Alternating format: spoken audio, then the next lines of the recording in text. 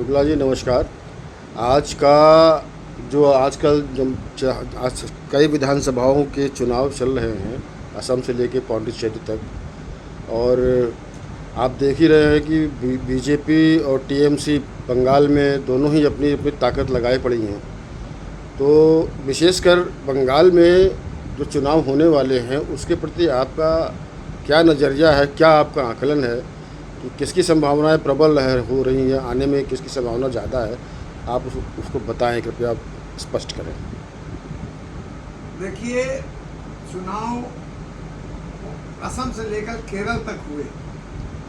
असम में हुआ, बंगाल में हुआ, तमिलनाडु में हो रहा है, पुडुचेरी और केरला। नॉर्थ ईस्ट से लेकर साउथ के तक के चुनाव हो रहे हैं।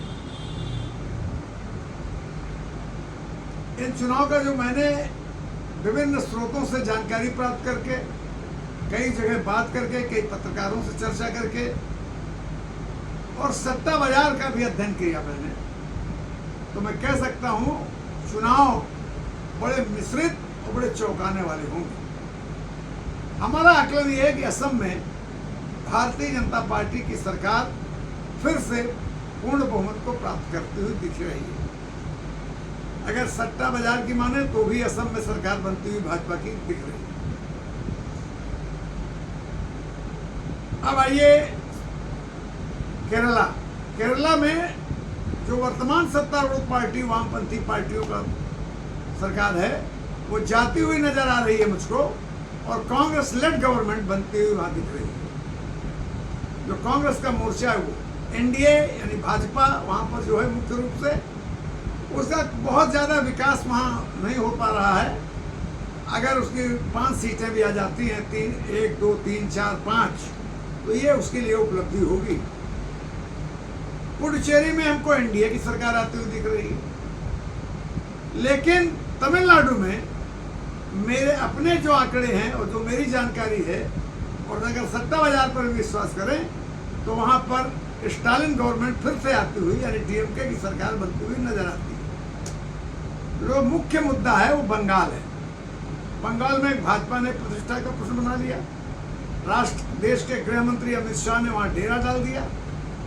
शायद ही किसी भाजपा सरकार का कोई मुख्यमंत्री हो जिसने वहां पे दौड़ा न किया हो।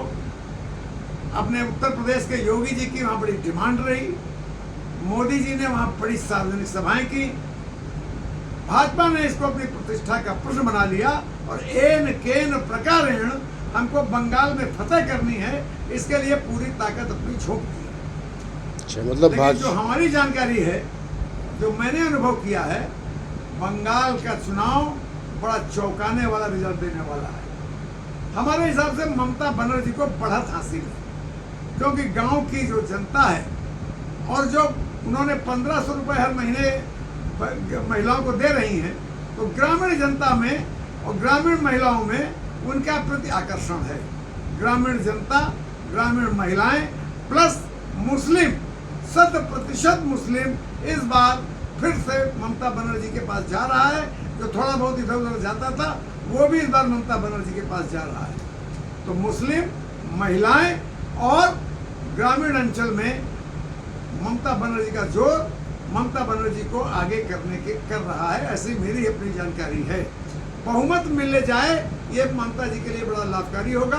हमको बढ़त मिलती हुई दिख रही है, लेकिन हमको लग रहा है इस बार बहुमत में कोई सरकार वहाँ आने की स्थिति में नहीं है। ममता बनर्जी की बड़ी पार्टी होगी। और यही सट्टा बाजार का भी आकलन है, यही मेरा आकलन है, यही कई वरिष्ठ पत्रकारों का आकलन है, और आज तक जानकारी के अनुसार मैं यही समझ रहा हूँ कि ममता बनर्जी बढ़त हासिल करते हुए भी बहुमत प्राप्त करने में उनको कठिनाई हो सकती है। नमस्कार, धन्यवाद।